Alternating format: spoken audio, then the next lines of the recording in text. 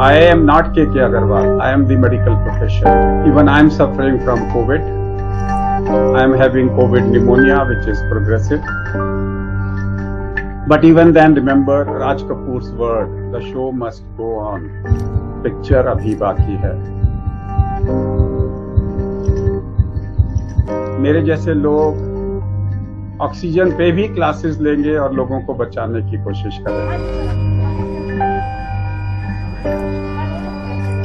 Why the show must go on? हमें इस crisis से बाहर लोगों को निकालना है.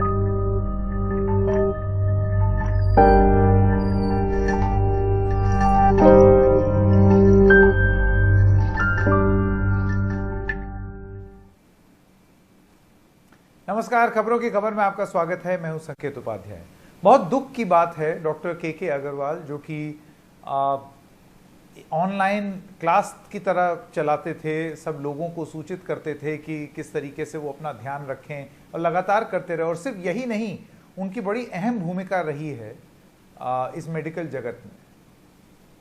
जब इस तरीके का जिंदा दिल आदमी, इतना ध्यान रखने वाला आदमी और अव्वल डॉक्टर इस दुनिया से जा सकता है, दोनों टीके लगने के बाद, तो सोचिए फिर डॉक्टर लोग जो हैं वो अपने आप को कितना मजबूर पाते हैं वैक्सीन लगने के बावजूद. डॉक्टर के अग्रवाल अकेले नहीं हैं, बहुत सारे ऐसे डॉक्टर हैं जिनकी इस दूसरी लहर में जान गई है. आइए आपको ग्राफिक्स के माध्यम से बताते हैं कि क्या हुआ है. पहली लहर में 736 की मौत हुई थी, डॉक्टरों की हम बात कर रहे हैं, 736 डॉक्टर. दूसरी लहर में अब तक 250 से ज्यादा डॉक्टरों की मौत हो चुकी है, और यह आंकड़ा रोज बढ़ते चला जा रहा है. कल तक 244 था, आज ये और 250 पार हो चुका है. 244 में से 3% को ही वैक्सीन की दोनों डोज लगी थी. यानी कि अब आप समझ सकते हैं कि वो कितने वल्नरेबल थे. हर किसी को वैक्सीन की डोज नहीं लगी थी. ये बहुत बड़ी चिंता की बात है. अब तक करीब 1000 की मौत हो चुकी है. इतवार को एक दिन में 50 लोगों की मौत हुई, जो कि एक बहुत बड़ा कारण की वजह बना. अब 1000 से ज्यादा डॉक्टर्स की मौत जो है वो क्यों हुई है, इस पर आईएमए का क्या कहना है, जो इंडियन मेडिकल एसोसिएशन है, उनका यह कहना है कि कोरोना से करीब 1000 की मौत हुई है. ये पिछली वेव और इस वेव का मिला करके बताया जा रहा है. आईएमए में देश में 3.5 लाख सदस्य हैं. भारत में 12 लाख से ज्यादा डॉक्टर हैं इंडियन मेडिकल एसोसिएशन के. तो अब वो आंकड़ा जुटाने में लगे हुए हैं. अब तक की जो उनकी जांच है उसमें उन्होंने ये पाया है कि इस तरीके से ये मामले अभी आए हैं. हम अपने मेहमानों के पास जाते हैं और उनसे बात करने की कोशिश करते हैं. डॉक्टर आमिर सोहेल हमारे साथ जुड़ गए हैं. डॉक्टर सोहेल, आपका बहुत बहुत स्वागत हमसे जुड़ने के लिए. आप जूनियर रेजिडेंट हैं जीटीबी अस्पताल के.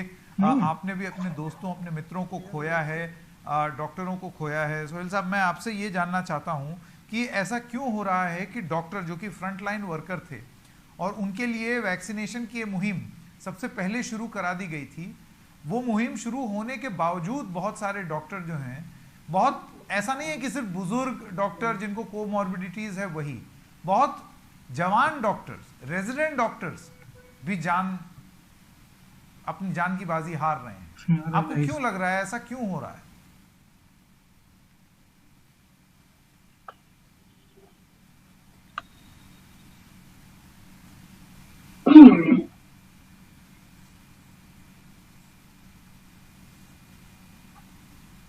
जी डॉक्टर सोहेल, आपको मेरी आवाज आ रही है?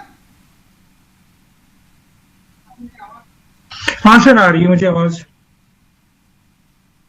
जी, मैं आपसे ये पूछ रहा था कि आपने भी अपने करीबियों को खोया है, अपने साथियों को खोया है.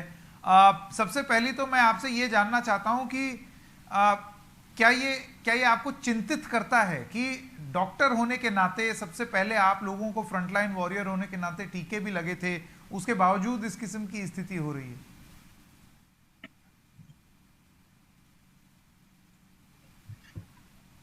हेलो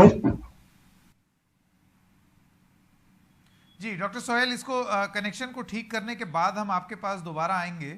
ऑडियो कनेक्शन ठीक करके उसके बाद आपके पास आएंगे. मैं डॉक्टर जयेश लेले के पास जाना चाहता हूं. डॉक्टर जयेश लेले जो हैं वो सेक्रेटरी हैं इंडियन मेडिकल एसोसिएशन के, वो भी हमारे साथ जुड़ गए हैं. डॉक्टर लेले, डॉक्टर अग्रवाल जो हैं वो उनकी जिस तरीके से मृत्यु हो गई, दोनों डोज ले चुके थे। वो बहुत सारे केस में तो डॉक्टर्स ने दोनों डोज नहीं लिए, लेकिन यहाँ उन्होंने ली थी। आप कितनी बड़ी परेशानी की बात मानते हैं इसको? तो थोड़े से जो इश्यूज है इसके अंदर, नंबर वन, 65 to 70% उसका इम्यूनिटी था। ये कोविशील्ड का वैक्सीन बनाने के डिस्कशन में ICMR ने डिक्लेयर किया था, number one. Number two, person to person immunity के बारे में भी थोड़ा सा इश्यूज होते हैं, कोमॉर्बिड डिजीज के बारे में भी इश्यू होते हैं, और उनका एंटीबॉडी प्रोटेक्शन कैसा हो गया है वो भी, मतलब एज सच गवर्नमेंट या ICMR ने एडवाइज नहीं किया है, लेकिन हमने जस्ट फॉर नॉलेज से काफी डॉक्टरों ने पहले सेकंड डोज के बाद में टेस्टिंग किया, तभी ध्यान में आया था कि उनकी एंटीबॉडीज जो टाइटर जितना बढ़ना चाहिए वो बढ़ा नहीं था। तो ये सब कारण से हो सकता है कि उनको थोड़ा सा कोविड हो गया होगा, और कोविड तभी बोला था कि जो कोविड होएगा वो माइल्ड होएगा, लेकिन अनफॉर्चुनेटली थोड़े डॉक्टर जो है वो after taking Covid vaccine also they have had this dreaded disease and getting affected for their life. जी डॉक्टर लेले, बहुत सारे डॉक्टर्स जो हैं जो IMA से जुड़े हुए हैं या जो IMA से नहीं भी जुड़े हुए हैं, उनकी भी जाने गई हैं इस ये जो दूसरी लहर आई है, दूसरी वेव आई है। IMA के अपने आंकड़ों के हिसाब से ये 250 पार कर चुका है। ये कितनी बड़ी कारण का वजह है, और आपको क्या लगता है कि ऐसे क्या कदम फौरी तौर पे उठाए जाने चाहिए जिससे ये ना हो? अभी इसमें ऐसा सिस्टम है कि टोटल करेक्ट डेटा अभी हम लोग एनालाइज कर रहे हैं, नंबर वन। क्योंकि ऐसा है कि अगर आज कोई डॉक्टर एक्सपायर होता है तो इमीडिएटली हम उसके फैमिली मेंबर्स को पूछ नहीं सकते कि भाई आपने वैक्सीन लिया था क्या, आपने ये किया था क्या, वो किया था। तो धीरे धीरे we have to go to the doctors unit where he is working, ask his colleague, ask the basically from the whereabouts he is working and his friends that what was the condition, whether any comorbidity was there। क्योंकि हमारे पास जो record आता है खाली वो doctor expire हो गया करके ऐसा आता है, लेकिन पूरा जो हिस्ट्री आना चाहिए वो अभी आता नहीं है। तो it takes for some time. अभी वो हम लोग एनालाइज कर रहे हैं, लेकिन शुरू में जो हमने देखा कि काफी लोगों ने वैक्सीन लिया था, काफी लोगों ने वैक्सीन नहीं भी लिया था, काफी लोगों ने वैक्सीन एक डोज ही लिया था। तो ये सब ऐसे डिस्कशन, इसके ऊपर एनालिसिस चालू है, और इसके लिए I will not exactly tell you कि भाई पूरा इंटरफेरेंस हमारा आया है कि नहीं आया। It will take some more time for us to gather the complete data, then only हम लोग आपको अच्छी तरह से बता सकेंगे कि ये क्या इसका एनालिसिस है।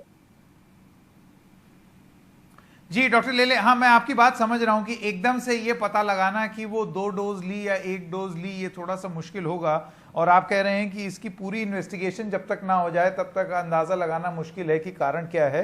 एकदम वैलिड आपकी बात है। लेकिन डॉक्टर लेले, मैं आपसे जानना चाहता हूं, और ये एक चिंता का भी सवाल उठाया गया है, वैक्सीनेशन का भी एक समय सीमा होती है। ऐसा नहीं है कि वैक्सीनेशन आपने एक बार लगा ली उसके बाद फिर कुछ नहीं होगा, उसको भी टॉप अप करना होता है, और वो कई लोगों में अलग अलग समय तक वो अवेलेबल रहती है उनके सिस्टम में इम्यूनिटी।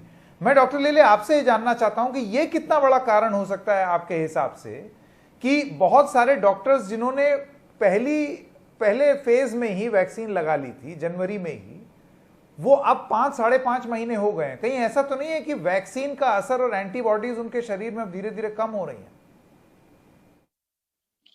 और जैसे मैं समझता हूं कि नॉट ओनली फॉरगेट डॉक्टर्स, लेकिन जो सेकेंड वेव में हमने देखा कि काफी जो पेशेंट थे उन्होंने या तो फिर 1 डोज लिया था, और थोड़े से पेशेंट ने 2 डोज भी लिए थे। मतलब खाली डॉक्टरों का है ऐसा नहीं है। जो अभी आज हम लोग सेकेंड लेयर की बात कर रहे हैं, उसमें आज के तारीख में भी हम लोग को 3.5 लाख के केसेस आसपास ऑलमोस्ट एवरेज लास्ट 15 दिन से मिल रहे हैं।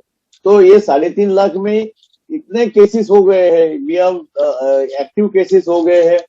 इसमें काफी हद तक ये भी देखा गया है कि पेशेंट लोग रिकवरी भी जल्दी हो रहे हैं, लेकिन इसका थोड़ा ब्रॉड बेस्ड एनालिसिस अच्छी तरह से करना चाहिए, उसका पूरा हिस्ट्री कंप्लीट लिख के इसके ऊपर somebody has to work on properly, तो ही ये उसको अच्छा एनालिसिस हो सके। जी डॉक्टर लेले, आपका बहुत बहुत धन्यवाद। मैं वापस डॉक्टर सोहेल के पास जाना चाहता हूं। डॉक्टर सोहेल, अब अगर आपको मेरी आवाज़ आ रही है, मैं आपसे जानना चाहता हूं आपका तजुर्बा, क्योंकि डॉक्टर लेले का ये कहना है कि तुरंत जांच कर देना और ये पता लगाना कि डॉक्टर्स को 1 डोज लगी थी या 2 डोज लगी थी, वो तुरंत बताना ठीक नहीं है। लेकिन जब खासे यंग और आप जैसे युवा रेजिडेंट डॉक्टर्स, जब उनकी भी मौत की खबर आती है, तो ये आपके लिए कितना चिंता का विषय है? सबसे पहले तो जो भी आईएमए फिगर बता रही है वो अपने आप में बहुत ही डरावने हैं, क्योंकि समाज में इतने यंग डॉक्टर्स का इतने असमय पर चला जाना जो है वो ठीक नहीं है। तो इसके लिए जो सरकार से मैं सिर्फ इतना ही बात कहना चाहूंगा कि जो है जो भी दुर्घटनाएं हो रही हैं उसको सरकार उसके लिए सेंसिटाइज रहे, और जो है जो भी उसके लिए कदम उठा सकते हैं वो उठाएं। तो ये सब में एक बहुत बड़ा दुर्भाग्य तो है ही हम सब में।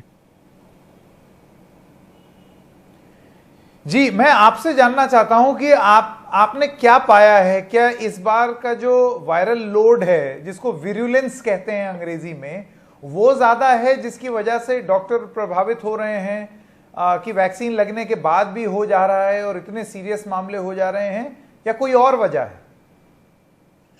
एक वायरल लोड भी बहुत बड़ी वजह है, क्योंकि मतलब ये है कि जितने ज्यादा पेशेंट हॉस्पिटल में आए, क्योंकि हम एज अ डॉक्टर्स तो हम इस संक्रमण से नहीं बच सकते, क्योंकि हमें इसके बीच में ही रहना है। तो इसलिए उसके बचाव के लिए हम कोशिश करते रहते हैं कि फिर भी कठिनाई भरा होता है, हम उसके लिए कोशिश करते रहते हैं, फिर भी उसके लिए हमें मुश्किलें आती हैं। तो जितना अगर मैं एज अ डॉक्टर यही कोशिश करूंगा कि लोगों से यही कहना चाहता हूं कि लोग जितने ज्यादा कोविड-19 के जो भी प्रोटोकॉल्स हैं, प्रिकॉशन प्रोटोकॉल्स हैं, उसको फॉलो करें, और कम से कम जितने हॉस्पिटल्स में आएंगे उतना ही वायरल लोड जो है डॉक्टर्स को भी कम होगा, और उतनी ही डॉक्टर्स की जान भी जो है उतनी ही कम जाएंगी। जी डॉक्टर आमिर सोहेल, आपका बहुत बहुत धन्यवाद हमारे साथ जुड़ने के लिए एनडीटीवी इंडिया में। वक्त है एक छोटे से ब्रेक का। ब्रेक के बाद दोबारा हाजिर होंगे। देखते रहिए खबरों की खबर।